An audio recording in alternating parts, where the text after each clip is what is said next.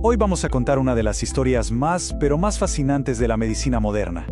Vamos a ver cómo la idea que teníamos de la diabetes, dio un giro de 180 grados. Pasamos de pelear contra un solo número a pensar en cómo proteger a la persona completa. A ver, por décadas la cosa era súper simple, ¿no? El enemigo a vencer era uno solo: el azúcar alta en la sangre, la hiperglucemia. Y todo el tratamiento, la dieta, las pastillas, todo apuntaba a una sola cosa: bajar ese número. Pero, ¿y si esa no era la batalla correcta? Esta pregunta lo cambió a absolutamente todo. Porque piénsenlo, estábamos ganando la batalla del azúcar, sí, pero la gente se seguía muriendo de las peores complicaciones. Estábamos perdiendo la guerra importante. Así que tocó replantearse todo, desde cero. Para poder entender este giro, este cambio tan grande, primero tenemos que volver a lo básico. O sea, ¿cómo funciona el cuerpo a nivel celular? Vayamos a eso. Ok, todo lo que comemos al final se descompone y una de las moléculas clave es la glucosa. Es literalmente la gasolina que nuestras células necesitan para todo, para pensar, para moverse. Sin glucosa, nuestras células simplemente no tienen energía, se apagan. Y aquí entra en escena la protagonista, la insulina. El páncreas la produce y su trabajo es una genialidad. No es que destruya el azúcar, no, es mucho más sutil. Es la llave. La llave que abre la puerta de las células para que entre la gasolina, o sea, la glucosa. La diferencia es clarísima. A un lado tenemos el problema: todo el azúcar acumulándose afuera, en la sangre, y la célula adentro muriéndose de hambre. Y al otro lado, listo. La insulina, la llave, abrió la puerta y toda esa glucosa entra de golpe. El sistema, como debe ser, funciona. Bien, con eso claro, volvamos a la estrategia de antes. Por muchísimos años, el enfoque fue lo que se llama glucocéntrico. O sea, todo, absolutamente todo, giraba alrededor de una sola medida. Y el general de esta guerra era la hemoglobina glicosilada, la famosa HbA1c. Es una idea brillante. Como los glóbulos rojos viven unos 3 meses, si medimos cuánta azúcar se les pegó, tenemos una foto perfecta del promedio de azúcar en ese tiempo. Ese era el número que había que derrotar. Y la verdad es que la estrategia funcionaba, o hasta cierto punto. Los grandes estudios de los 90 lo dejaron clarísimo. Bajar la hemoglobina glicada con todo tenía un impacto enorme. El objetivo era súper claro, súper medible, menos de 7%. Se pensaba que con eso ya estaba, problema resuelto. Y aquí está el punto de quiebre.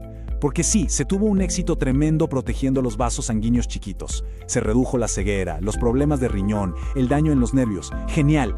Pero el problema gigante seguía ahí, en medio de la sala. La gente con diabetes se seguía muriendo de infartos y derrames cerebrales a un ritmo altísimo. Bajar el azúcar no estaba protegiendo el corazón. Esta fue la gran pregunta que dio vueltas en el mundo médico por años. Era obvio que faltaba una pieza en el rompecabezas. Había algo más allá del azúcar que era fundamental y que no se estaba viendo. Y de repente, en un lapso de apenas 3 años, ¡boom!, todo cambió. La respuesta llegó con unos estudios que literalmente sacudieron todo lo que se sabía sobre la diabetes. Fue una seguidilla impresionante de verdad. Primero, en 2015, el estudio EMPA-REG. Al año siguiente, el LEADER. Y en 2017, el CANVAS. 3 estudios gigantes con miles y miles de pacientes que uno detrás de otro llegaron a la misma conclusión. Una conclusión que lo cambió todo. El mensaje fue así de directo, así de potente. De un día para otro, el objetivo principal ya no era un número de laboratorio. El objetivo era proteger los órganos más importantes, el corazón y los riñones. Y este fue el dato que lo detonó todo: 38%. Por primera vez en la historia, un medicamento para la diabetes demostraba, sin lugar a dudas, que podía reducir las muertes por causas cardiovasculares de una manera tan drástica. Era algo nunca antes visto. Y aquí viene lo más increíble. Cuando los científicos se pusieron a analizar los datos, se dieron cuenta de algo fascinante. La pequeña baja de azúcar que daban estos medicamentos no alcanzaba para explicar una protección tan pero tan grande. El beneficio era independiente. O sea, estos fármacos hacían algo más, algo que protegía directamente los órganos. Bueno, ahora veamos cómo este descubrimiento tan increíble cambió el día a día en el consultorio. Hoy, el tratamiento es mucho más personalizado, mucho más inteligente. La filosofía actual se puede resumir así: tratamos personas, no números. Antes de decidir qué hacer, la primera pregunta ya no es ¿cómo está la HbA1c?, sino ¿Cuál es el mayor riesgo para esta persona? ¿Es su corazón? ¿Son sus riñones? ¿Es el peso? Y esta tabla, la verdad, lo resume todo perfecto. A ver, si alguien ya tuvo un infarto, la prioridad es darle un medicamento que proteja el corazón, ¿cierto? Como los inhibidores de SGLT2 o los agonistas de GLP-1. Ahora, si el problema es más bien de insuficiencia cardíaca o de los riñones, pues la elección son los inhibidores de SGLT2.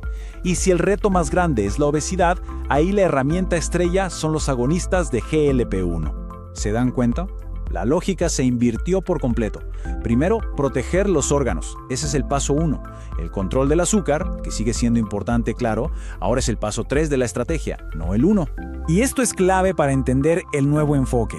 Alguien puede tener su HbA1c perfecta, en 6.5, pero si tiene una enfermedad del corazón, igual va a recibir uno de estos medicamentos nuevos. ¿Y por qué? Porque su trabajo principal en ese caso no es bajar el azúcar, es proteger el corazón. La historia de la diabetes es un recordatorio increíble de cómo la ciencia avanza, de cómo no hay verdades absolutas. Y nos deja con esta pregunta en el aire. ¿Cuál será la próxima creencia médica que hoy damos por sentada que mañana un nuevo descubrimiento va a poner de cabeza? Porque la ciencia, por suerte, nunca se detiene.